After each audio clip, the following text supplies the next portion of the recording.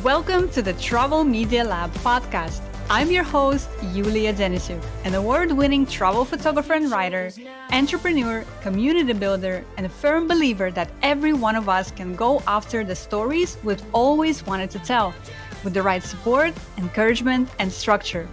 I'm on a mission to help women storytellers everywhere break into and thrive in the travel media space. If you're ready to ditch your fears to the side, grow your knowledge and confidence, and publish your travel stories, you're in the right place. Let's go! Welcome back, friends!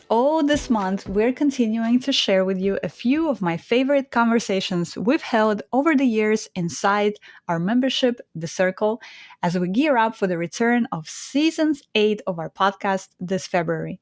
Today, I want to share with you an incredibly important conversation we had during one of our monthly calls.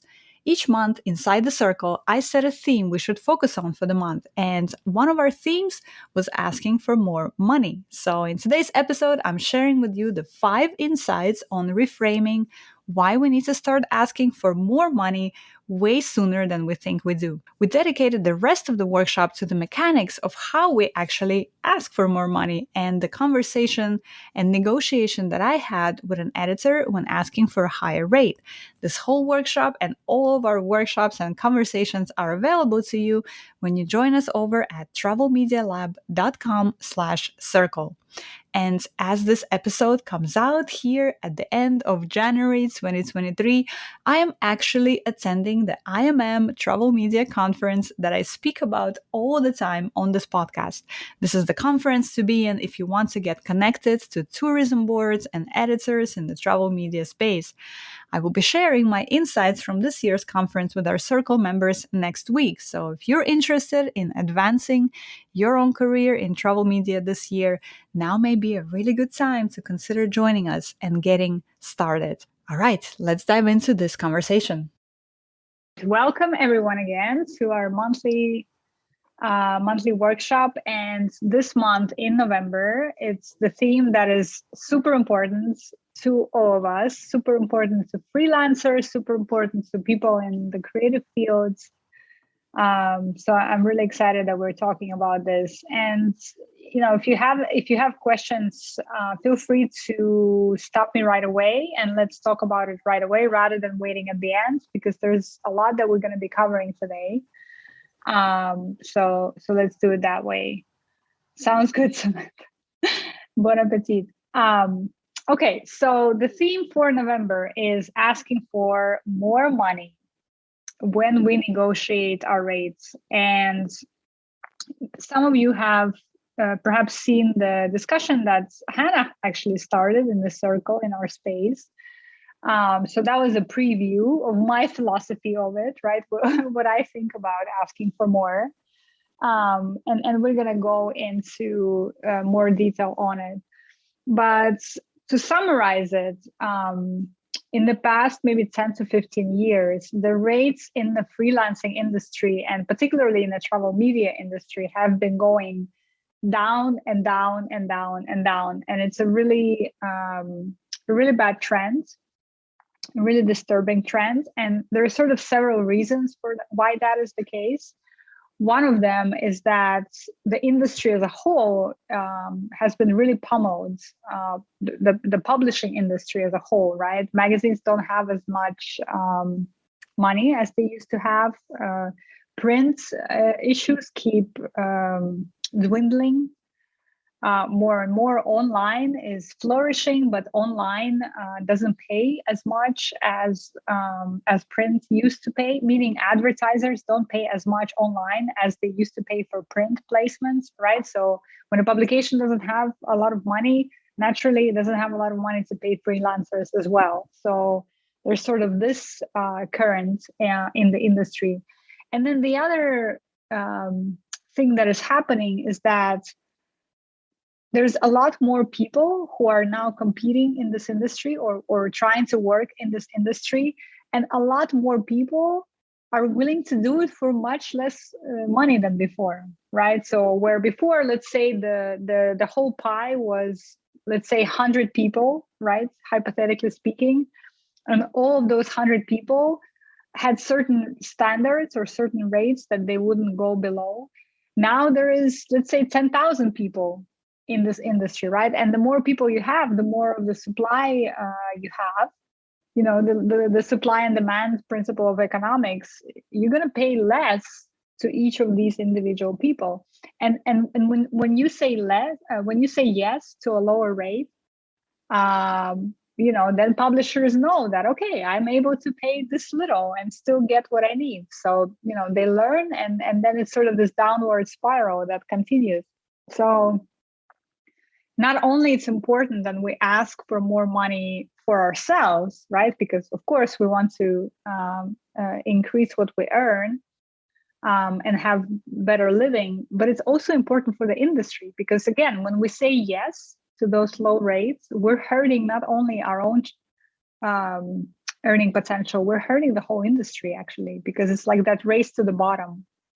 The bottom line is that we need to ask for more money, period, right? Whenever we're negotiating in any conversations that you guys have, let's say fast forward to 5 years from now, you're writing a book, right, on your travel experiences or whatever it is, and you're talking to publishers, you have to stand up for yourself and you have to ask for more money.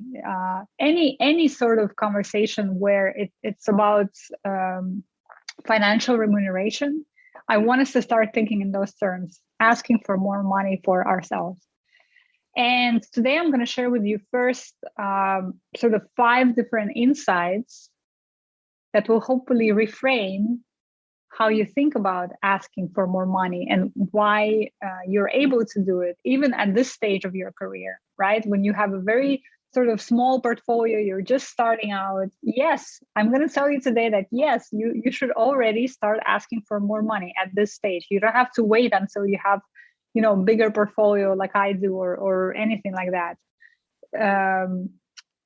Let this be your, what's the word? Because I didn't have this guidance, right? When I was starting out, I absolutely didn't have this guidance. So yes, I waited. I only started asking for more money maybe a year and a half ago.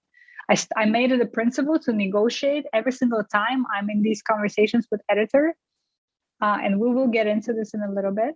But you guys have me, right? You have this community. So use this already. You don't have to wait until that point to start asking for more money. You can start doing it now. And we'll talk about that. So we'll talk about the 5 insights that I've collected for you guys. And then we're also going to talk about the actual way to do it, right? How do you actually, like, what does the conversation look like? And the most fun part is that at the end, I'm going to share with you actual literal conversations I've had with editors and the outcomes and what they responded to me. So hopefully that will be like a really cool inspiration for you to start doing that already. And again, don't wait, right? You need to start asking for more money right away when you're in these conversations. Okay, so the first insight that I want to share with you is that you cannot accept the very first rate you are offered. So let's say you sent a pitch, right? Let's say the editor comes back to you and they say, okay, great, I can pay you 5 pence per word for this article. When you're accepting that first rate that they offer you, you're accepting the lowest rate that they're offering you. They're always going to start at the lowest end, right? Because they also, on their end, let's put us in their shoes, they expect negotiation, right? Some of the people that they work with already, some of the freelancers, they're going to negotiate. So of course, they're going to start at the lowest rate that they can, right? That's the principle of negotiating. You start low and then sort of you see where you end up. It's kind of like, I'm here in Jordan now. So let's use that example. I go to the shop next door, literally the vegetable and fruit shop. I'm going to, like, when he tells me how much the fruit and vegetable is, he expects to negotiate, right? He doesn't expect me to take it right away. It's the culture here. The culture is to negotiate for the prices. So it's sort of the same principle that when you're accepting that very first rate, you are leaving money on the table and you're accepting the very lowest rate that they're going to go with, okay? Now, there is a caveat to that, of course, because some publications and some editors have more, budget power, let's say, right? Some of them they have very strict guidelines on what they can pay. And let's say it's $1 a word for travel and leisure, right? And that's across all of their editors, across all of their publications. That's what they pay. Well, if it's $1 a word across the whole publication and they don't have budget assigning powers, probably not much you can do there, right? But in a lot of these cases, they do have a lot of wiggle room. They actually have quite more wiggle room than you guys probably think. So again, don't accept the first rate you're offered, because that's going to be the lowest that they'll ever go, and they accept to negotiate as well. So think about that. Insight number 2: good editors and people that it's worth working with, they want to pay you more money. They want to pay their freelancers more money. They know how hard the industry is. They know that the whole pie, let's say, has shrunk over the years. They know how hard it is to be a freelancer in this industry. They probably have been that freelancer themselves at some point or another. Really good editors are going to want to give you more money. And I've had, I'm not just sort of taking this out of thin air. It's my experiences that I've had myself. I've had these conversations. People have been apologizing to me. Yulia, I'm so sorry. I only have this much to pay for this. I don't have more. I wish I did, right? I would have given it to you. So when you're in these conversations and you're sending that email asking for more money, if an editor comes back saying, "Are you out of your mind?" that's a red flag for you. That this is probably not the publication and the editor that you want to work with. Because good editors who understand how this industry works, they absolutely want to give you more money. So when you ask, their response is not going to be, "Are you out of your mind?" Insight number 3: when you ask for more money, it also signals to that editor that you value your work. And that is so important, you guys. That is so, so, so important. Imagine you're in a conversation with somebody at Condé Nast, and imagine for whatever reason that they are in the budget cutting mode or whatever, and they're like, "We just need to get the story. We can pay you 5 cents per word on the story." And you say, "Sure, I'll take it. Yes, I'll take it." That is a signal to that editor that you don't value your work that much. You value it at 5 cents a word, right? So start thinking about these financial conversations through that lens as well. Because when you're agreeing to a certain rate, this is also a brand building conversation for yourself. That's a conversation that says, "Oh, I know Kim. Kim does work for 5 cents a word. That's how she values her work." Or "I know Samantha. Samantha only does 50 cents a word is the lowest that she'll go, because that's how much she values her work," right? We use pricing as a signal for the value of our work in many different situations, right? Think of Chanel bags versus a cheap knockoff. It's kind of the same thing, right? We use pricing as a way to understand what is the value of something. So when you're asking for more money from an editor, not only you're signaling to them that you value your work more, you're also growing your own brand. Because over time, when you have these conversations, editors will know that, Yulia is a person who is not agreeing to a rate below a certain threshold, because because that's the work that she delivers. It's depositing into my brand of Yulia, who creates quality work that doesn't work for 5 cents a word. It's all part of that brand building as well. And I think it was Hannah or maybe somebody else who mentioned in our thread that, how do I ask for more money without sounding arrogant, without sounding like I'm way out of my league or, anything like that. And you have to realize that when you're asking for more money, you're not being arrogant. Again, you're building you're showing them that you're valuing yourself at a certain level. But the thing is, you guys, and that's really important, is no one is going to do this work for you, right? If you accept every first rate that you're offered, if you don't negotiate, if you sort of just take what is, to be honest, nobody's going to stand up for you, right? Like nobody is. This is your job to stand up for yourself and say, no, actually, my work is valued at not at X, but at Y. And what is that actual Y? We're going to cover this later today in this time, but it's also a bit of a moving target, because I'm going to share with you a conversation that I've had with editors, the actual conversations. And as I'm looking at these conversations, I'm like, man, I need to raise my rates. that was way too low that I've offered them, you know? So meaning that the target is always going to be moving. Right now, you may be at a point in your career where you're like, well, you know, I can't be asking for $1 a word rate. That's just too much. Like, I don't have the portfolio yet. I'm just starting out, right? Well, in a year or so, you may well be at that point where you're like, you know what? I've written for this publication and that publication. I can very confidently ask for $1 rate and be very okay with that. So your target is going to be moving. But the point is that we want to start it high enough, right? We don't want to start it way at the bottom, because when you start way at the bottom, again, you're leaving so much money on the table. And I'll show you the actual examples of what I mean here. Insight number 4 is that, very importantly, especially for us women, we need to unlink what we're paid for our work from what we see as our own worth and value. That is what pricing ultimately comes back to, right? Pricing ultimately comes back to, how do you see yourself? And what do you value yourself as? And again, what do you value your work as? And that's why when we think about asking for more money, oftentimes we feel like we need to be apologetic, right?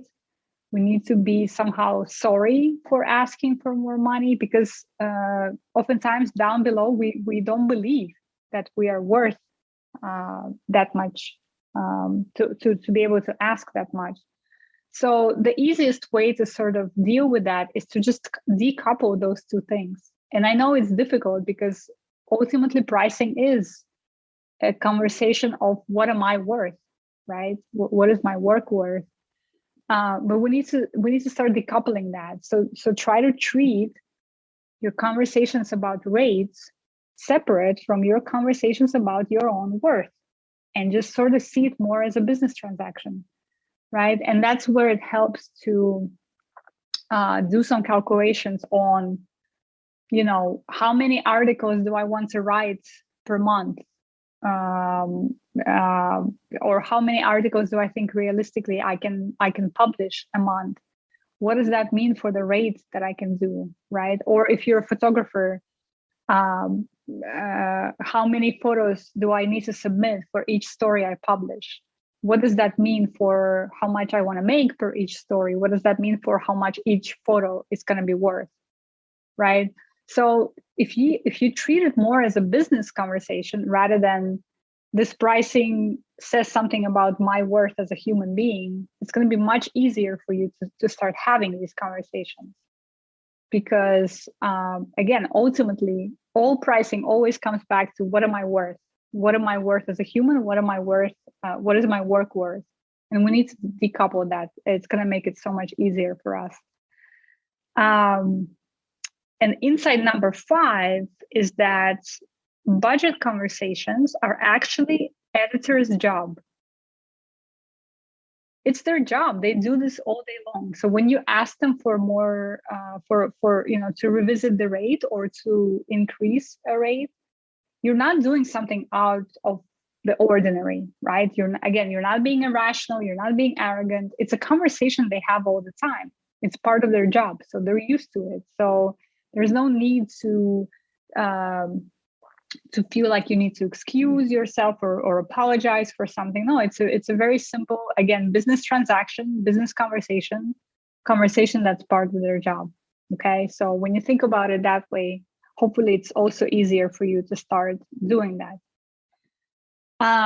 Okay, so the 5 insights, right? Don't accept the first rate you're offered because that's the lowest that they'll ever go.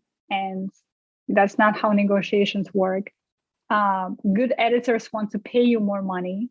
So if you have a person that you want to work with, they will try to meet the rate that you're asking. They'll absolutely try, and they will be happy when they're able to pay you more. They will literally tell you in the email, yes, there you go. I was able to find that additional money, right? When you ask for more, it signals to the editor that you value your work, which is really important. We need to unlink those two conversations of my worth with asking for more. And finally, budgeting is their job. So they're used to it. So when you're asking for more, you're not doing anything out of the ordinary. Okay. Okay, 5 insights. I'm going to stop here because then we're going to go into the actual way of how we're going to do it. But so far, does that make sense, what I've covered? Thanks again for listening to our podcast during the break we took in between our seasons. I am so excited to welcome you back next week with fresh interviews and content we've prepared for you for our season 8. And if you've been thinking about joining the circle, now is your cue. Start this year off on the right foot by getting the support, the structure, and the community that we provide inside the circle to help you start pitching and publishing your own work. Go to travelmedialab.com/circle to learn more. Thanks again for listening, and I will see you in season 8 of our podcast next week.